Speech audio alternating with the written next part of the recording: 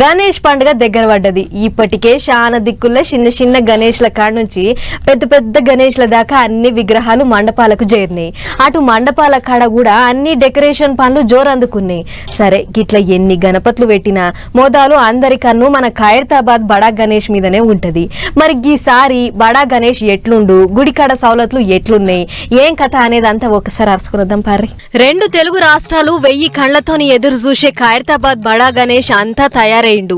పనులకు వాడిన గుంజలు ఒక్కోటి మెల్లగా ఇప్పేస్తుర్రు. గణేష్ పండుగ చేయబట్టి 70 ఏండ్లు అవుతుందని గీసారి 70 అడుగుల ఎత్తుతోని మట్టి విగ్రహం చేసిర్రు. గీసారి సప్తముఖ మహాశక్తి గణపతిగా దర్శనమిస్తుండు. మహాగణపతి అంటే 7 ముఖాలతోని విగ్రహం చేసిర్రన్నట్లు. అట్లా 7 ముఖాలు, 7 పాములు, 24 చేతులతోని గణేశుడి నిర్మాణం అయ్యింది. గణేశుడి కుడిషే బాజుకు శ్రీనివాస కళ్యాణం, ఎడంషే బాజుకు శివపార్వతుల కళ్యాణం, ఇంకా ఉత్సవ మూర్తులు గిట్ల ఇవే అవ్వల్దారి షెక్కిర్రు అని అనుకుంటే ఇవి కాకుండా జనమంతా ఇగింత మెచ్చేటట్లు అయోధ్య బాలరాముని బొమ్మను కూడా తీసిర్రు.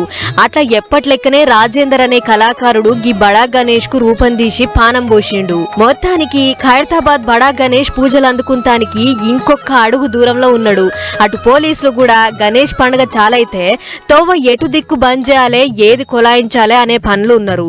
ఇప్పటికే భక్తుల కోసం క్యూ లైన్ బార్గేట్లు కూడా ఎక్కడివక్కడ ఫిట్టింగ్ చేసిర్రు. అటు ఖైరతాబాద్ గణేష్ ఉత్సవ కమిటీ ఆధ్వర్యంలో జరుగుతున్న సంబరాలకు పెద్ద సుట్టం లెక్క హాజరు కావాలి అని డిప్యూటీ సీఎం బట్టి సార్ ను ఖైరతాబాద్ ఎమ్మెల్యేగా ఉత్సవ కమిటీ చైర్మన్ దానవ్ నాగేందర్ అన్న రమ్మని కోరిండు.